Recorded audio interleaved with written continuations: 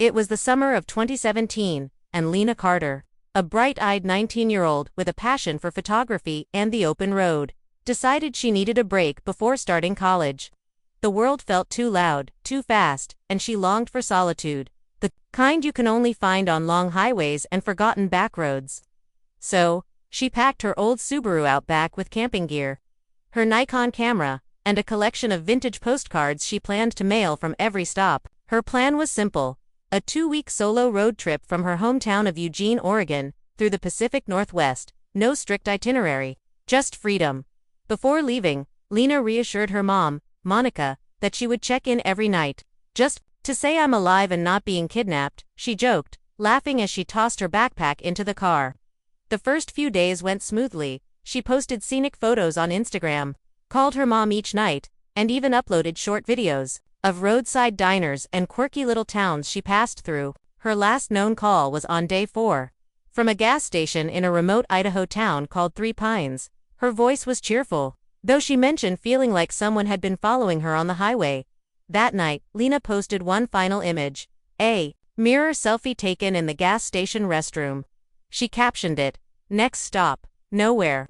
Something about the caption felt cryptic in hindsight, though at the time, no one paid much attention. After that, her social media went silent. She didn't call her mom. She didn't post. Days passed, then a week. Monica's texts went unread. Calls rang straight to voicemail. Panic settled in like a storm cloud. Monica knew something was wrong. Lena wasn't the type to just vanish without a word. By day 10, Monica filed a missing persons report. The police initially downplayed the urgency, suggesting Lena might have just gone off the grid for a while. But Monica insisted this wasn't like her daughter.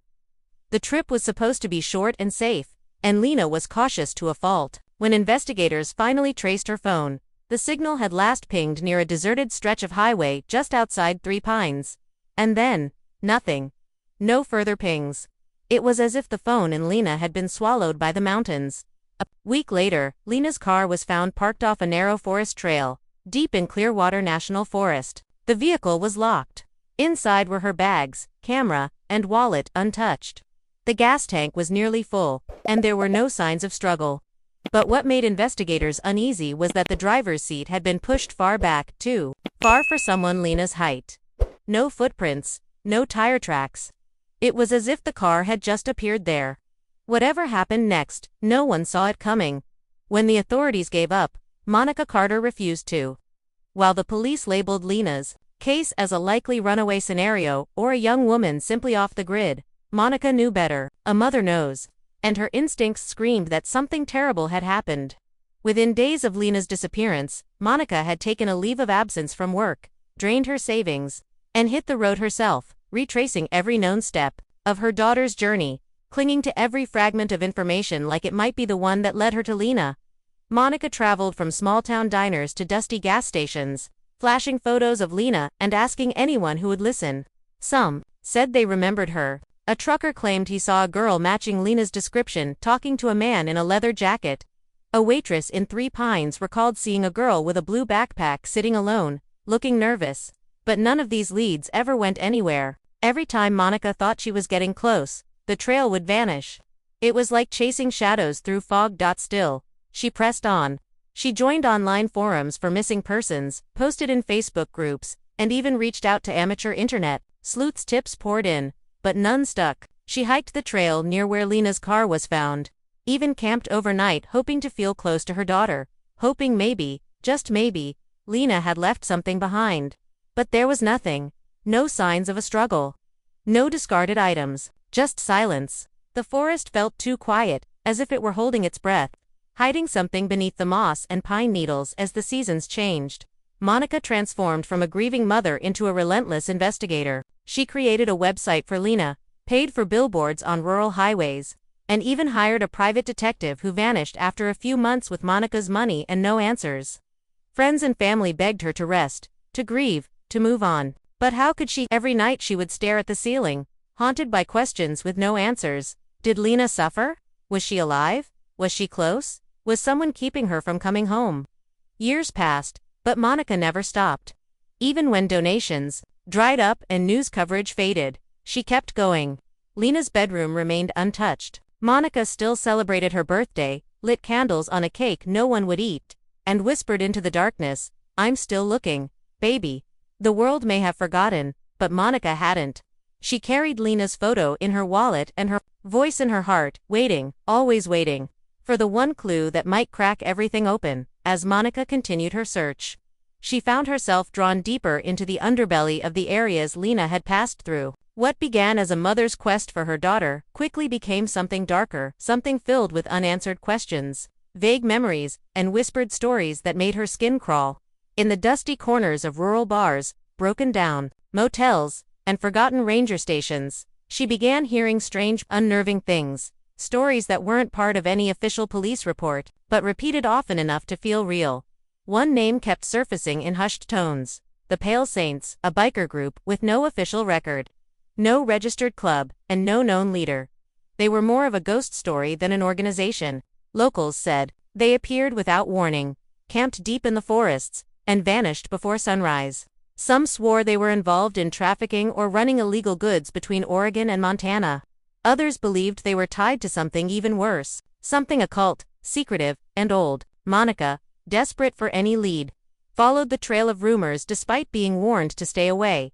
A particularly strange encounter came at a truck stop just outside Lewiston. An elderly gas station clerk, jittery and hesitant, claimed to remember Lena. He said a girl like her had come in the night. She vanished, nervous, asking about bus routes. She'd left with a man on a black motorcycle, the kind with no license plate and custom paint, a skull with red wings. The details stuck with Monica. But when she pressed him for more, his eyes darted to the surveillance cameras and he shook his head. "Don't ask questions you don't want answered," he said quietly. Another bizarre piece of the puzzle came from a backpacker Monica met while hiking near the trail where Lena's car had been abandoned. The woman said she had seen strange fires in the woods at night, bonfires surrounded by silent figures in leather jackets, never speaking, just standing and watching. She'd never dared to get close. When she reported it to a park ranger, he told her it was probably just campers. But Monica had a gut feeling these weren't ordinary campers, and that whatever they were doing, Lena may have stumbled upon it. Despite these chilling stories, the police dismissed the rumors. No proof, no witnesses, no arrests, just a grieving mother chasing ghosts. But Monica knew better. Every town, every encounter added weight to her theory that Lena hadn't simply gotten lost. Someone had taken her, someone was hiding her, and the further Monica dug, the more she realized that the truth wasn't just being ignored, it was being actively buried. By 2025, 8 years had passed since Lena vanished, and the world had all but moved on. News cycles had turned their attention elsewhere. Candlelight vigils had faded into memory. The missing person flyers that once lined gas stations and telephone poles were now weathered scraps, torn, sun-bleached, or buried beneath layers of new paper. But Monica Carter was not done. She had aged, yes. Her eyes had grown more hollow, her voice quieter, but something inside her had hardened, the kind of resilience only found in someone who's lost everything and still refuses to surrender. Monica had spent nearly a decade following every sliver of a lead. She had interviewed drifters, run-ins with sketchy bar owners, and even trailed a few bikers herself, careful not to get too close, but always watching. Some nights, she would drive aimlessly, stopping at every dive bar, motel, and diner that lined the old highways of Montana and Idaho, hoping for a glimpse of something, someone familiar. She kept a notebook filled with names, faces, maps, and overheard conversations. To others, she might have looked unhinged, but to Monica, it was purpose. That spring, she joined a charity motorcycle ride that passed through rural Montana, a small event supporting missing persons and their families. Though Monica had never ridden a bike in her life, she volunteered to help with logistics, hoping the event would get her closer to the world she had been circling for years. It was during this trip, while staying overnight in a small town called Silver Ridge, that Monica stumbled into a rundown pub on the outskirts of town. It was the kind of place with flickering neon signs, old rock music humming low, and the smell of beer soaked into the walls. The second she walked in, her instincts kicked in. The bar was full of bikers, the kind she had seen in photos, the kind whispered about in connection with Lena's disappearance. And then she saw him. An older man sitting in the corner booth, beer in one hand, cigarette in the other. He was wearing a weathered black leather jacket, emblazoned on the back, with a red-winged skull, the same exact symbol described by the gas station clerk 8 years earlier. Monica's breath caught. Her hands shook. She didn't blink. She didn't move. Her mind raced, torn between fear and hope. But what happened next made her knees nearly buckle. Behind the bar, serving drinks and wiping down glasses, was a woman. She looked worn down, older than her years, with long black hair tucked under a baseball cap. But Monica knew that face. The scar on her chin, the slant of her nose. The way her eyes darted nervously toward the man in the leather jacket. Her name tag read Lacey, but Monica didn't believe it for a second. She whispered the name she hadn't spoken aloud in public for years. Lena, and in that moment, brief, fragile, electric, the woman behind the bar looked up, and froze. The moment their eyes met, Monica felt the air thicken, like time had slowed to a crawl. The woman behind the bar, the one labeled Lacey, had the same haunted eyes Monica used to kiss goodnight. For a second, everything else disappeared. The noise, the smoke, the clinking of beer bottles, all of it blurred into nothing. There was only that look. A flicker of recognition. A flash of fear. And then, just as quickly as it appeared, it was gone. The woman's expression hardened. She looked down, turned away, and continued cleaning the same glass, but her hands were trembling. Monica stood frozen in place, adrenaline surging through her veins. She tried to move toward the bar, but her legs felt like they were anchored to the floor. Could it really be Lena? 8 years had passed. Her daughter would be 27 now, not 19. She looked older, thinner, worn down. The woman's features weren't exactly the same, but trauma, stress, and time can mold a face like clay. Monica's instincts were screaming. She needed to get closer, to speak, to touch her daughter's hand. But just as she stepped forward, something blocked her view. The man in the leather jacket, the one with the red-winged skull, rose from his booth and crossed the floor with quiet, unsettling authority. He didn't look at Monica. Instead, he went straight to the woman behind the bar. He leaned in, whispered something in her ear, and then gripped her wrist tightly. Monica caught the woman wince, ever so slightly. Then the man guided no, dragged her toward a door at the back of the pub, marked employees only. The woman didn't resist. She didn't scream. She just looked back one last time, and then she was gone. Monica's heart pounded in her chest. She rushed to follow, but a second biker, younger, bulkier, casually stepped in her way. Staff only, he grunted, not meeting her eyes. Monica wanted to scream. She wanted to shove him aside and storm through the door, but something in his bodylanguage.com, but clearly ready to snap, warned her to stay still. She backed off, heart racing. The bar suddenly felt darker, heavier. A place where eyes watched you from corners and no one asked questions. Monica returned to her seat, barely able to breathe. For the next hour, Monica waited, staring at that back door. But neither the man nor the woman returned. The bar continued as if nothing had happened. Drinks were served, jokes were shared. A jukebox played a forgotten rock ballad. Monica picked up her phone under the table and quietly dialed 911. Her voice was low but firm as she told the dispatcher, "I think I just found my missing daughter. She's being held here." The operator responded with standard protocol, asking for her location, for a description. Monica gave it all, never taking her eyes off that door. She wasn't leaving. Not this time. When the officers finally arrived at the pub, Monica greeted them outside with panic disguised as control. She explained everything: her missing daughter, the biker, the woman behind the bar, the back door. The younger officer took notes while the older one exchanged a look with Monica, the kind that said, "We've heard crazier." But still, he motioned for backup. The pub, now quieter with the late hour, carried a thick tension in the air, like it knew something was about to be uncovered. Monica led the officers to the back, praying that the woman, Lacey, or Lena, hadn't been moved.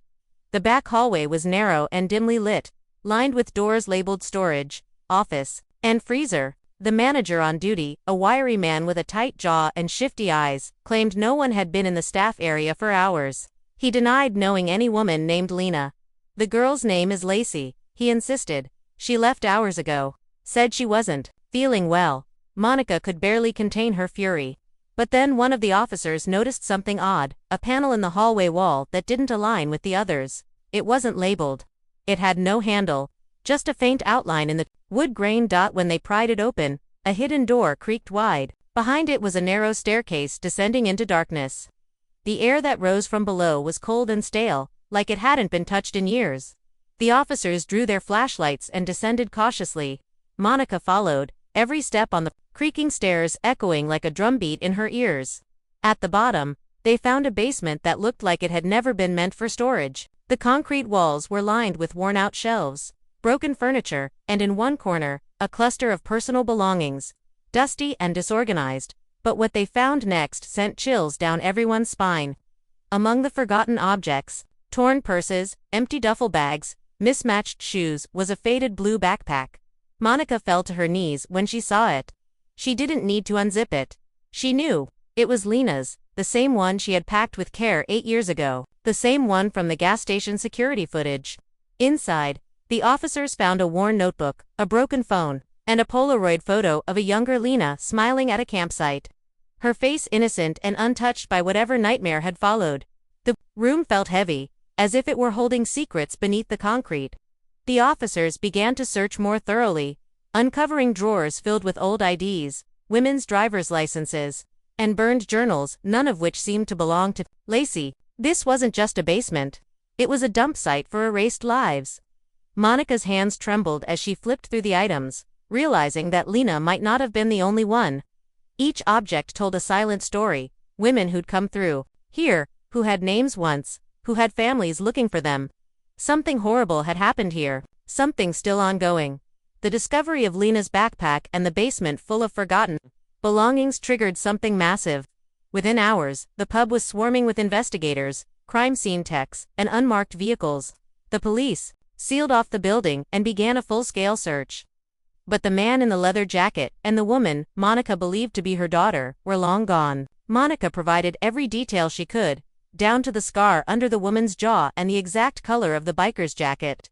But for every step forward, the answers seemed to scatter into shadows. Still, something had cracked open. A silence that had lasted nearly a decade had finally been broken. 3 days later, in a different town just across the state line, a woman was found walking barefoot down a dirt road, disoriented and shivering.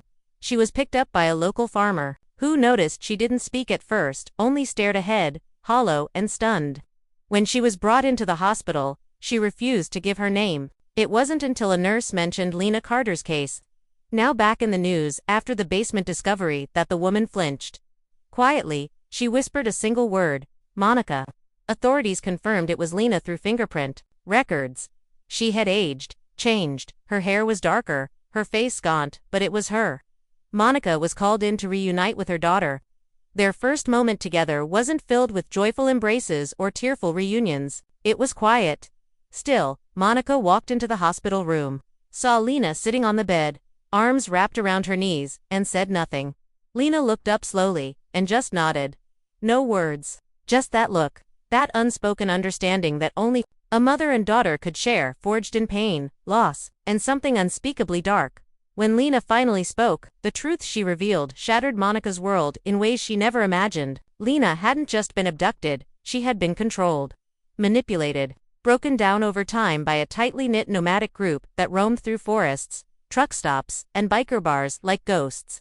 They had forced her to assume new identities, move from town to town, and disappear into the background.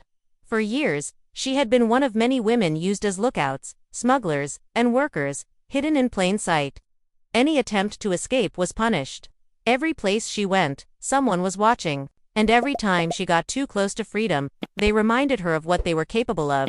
Lena revealed that the bar Monica had entered wasn't just a coincidence. It had been a hub, one of several locations used to cycle women through a network that authorities still couldn't fully trace. Lena had been kept in line through fear, manipulation, and psychological warfare. She had almost given up until that moment Monica walked into the bar. I thought I was hallucinating, Lena told her. I didn't think you were real. It was that fleeting glimpse of her mother, just a few seconds, that gave Lena the courage to slip away when the biker wasn't looking, but the people who held her were still out there. And Lena wasn't the only one. Lena may have been rescued, but the shadows that took her still linger. The basement, the biker gang, the women who never made it home, all of it points to a horrifying network that didn't just vanish overnight. Authorities continue to investigate, but most of the people involved have slipped through the cracks, hiding in plain sight. Just like they trained Lena to do. Monica got her daughter back, scarred, quiet, changed, but alive.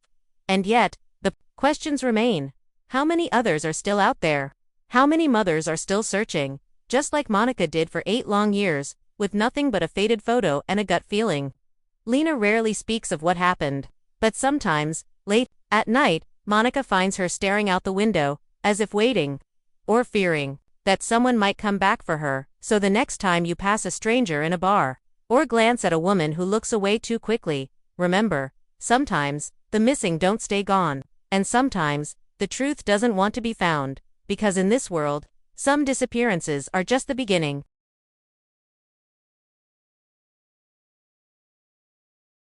If you liked this video, don't forget to hit that like button, share it with your friends, and drop your thoughts in the comments below. Most importantly, subscribe and hit the bell icon so the next secret finds you first.